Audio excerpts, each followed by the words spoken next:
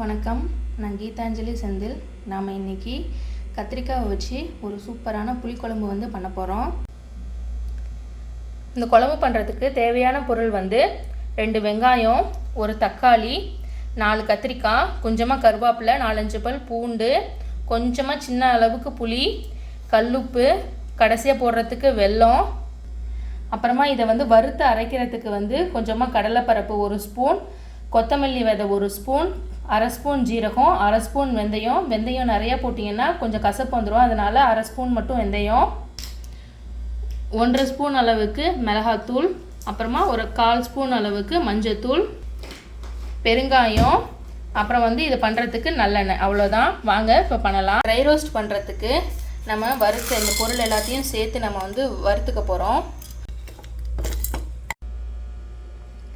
நம்ம அந்த பவுடரை நல்லா வறுத்துட்டு ட்ரை ரோஸ்ட் பண்ணி எடுத்துகிட்டு வந்துட்டோம். புளியை தண்ணியில் ஊற வச்சுக்கிறோம். கத்திரிக்காவை இந்த கீழே காம்பை கட் பண்ணிவிட்டு சும்மா இது 4 ஃபுல்லாக கட் பண்ணாமல் 2 பக்கமும் 4 கட் பண்ணிக்கிட்டோம்.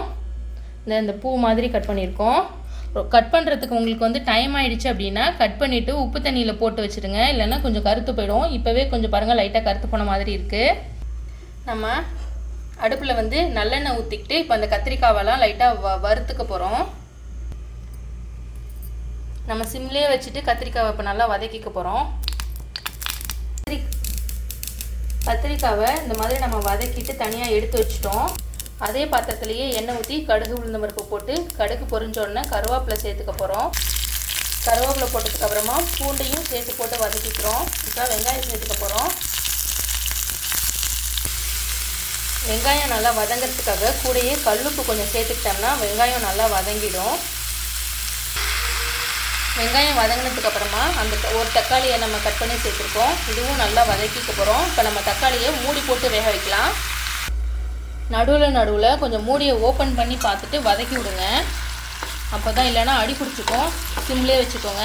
நடுவில் பார்த்து ஓப்பன் பண்ணி வதக்கி விட்டுட்டு நல்லா தக்காளி இன்னும் நல்லா வேகட்டும். இப்போ நமக்கு இந்த ஸ்டேஜில் வதங்கினதுக்கு அப்புறமா இதில் நம்ம 1/2 ஸ்பூன் மிளகாத்தூள், கொஞ்சமாக மஞ்சத்தூள் சேர்த்துக்க போகிறோம். இந்த மிளகாத்தூள் மஞ்சத்தூள் ஒரு வதக்கிட்டு இந்த புளி தண்ணியே நம்ம கரைச்சி வச்ச இந்த புளி தண்ணியே ஊற்றி நம்ம வேக வைக்க போகிறோம். இது நல்ல புளி தண்ணியிலே நல்லா கொதிக்கட்டும். நம்ம புளி தண்ணி ஊற்றி கொதித்த உடனே இந்த ஸ்டேஜில் உப்பு பார்த்துக்கோங்க. உப்பு ஒரு பிஞ்ச் கொஞ்சம் தூக்கலாக இருக்கணும். ஏன்னா இப்போ நம்ம காய் போட போகிறோம். காய் அப்புறமா கடைசியில் இந்த பவுட்ரு போட போகிறோம். அதனால் இந்த ஸ்டேஜில் உப்பு கொஞ்சம் தூக்கலாக போட்டுக்கோங்க. இப்போ நம்ம ஒவ்வொரு கத்திரிக்காவாக நம்ம உள்ளே போட போகிறோம். பார்த்து போடுங்க. கத்திரிக்காய் நல்லா குழம்புல கொதிச்சதுக்கப்புறமா இது நல்லா வெந்துருச்சு. இப்போ நம்ம ட்ரை ரோஸ்ட் பண்ணி வச்சோம் இல்லைங்களா, அந்த பவுடரை சேர்த்துக்கலாம். நம்ம அந்த பவுடரை போட்டாச்சு. இப்போ இதை கட்டி இல்லாமல் கிண்டி விட்டுறணும். இல்லை உங்களுக்கு கட்டி படும் அப்படின்னா தண்ணியில் கரைச்சிட்டு அப்புறமா சேர்த்துக்கோங்க. இப்போ இது கூடயே நம்ம பெருங்காயத்தூள் சேர்த்துக்கலாம்.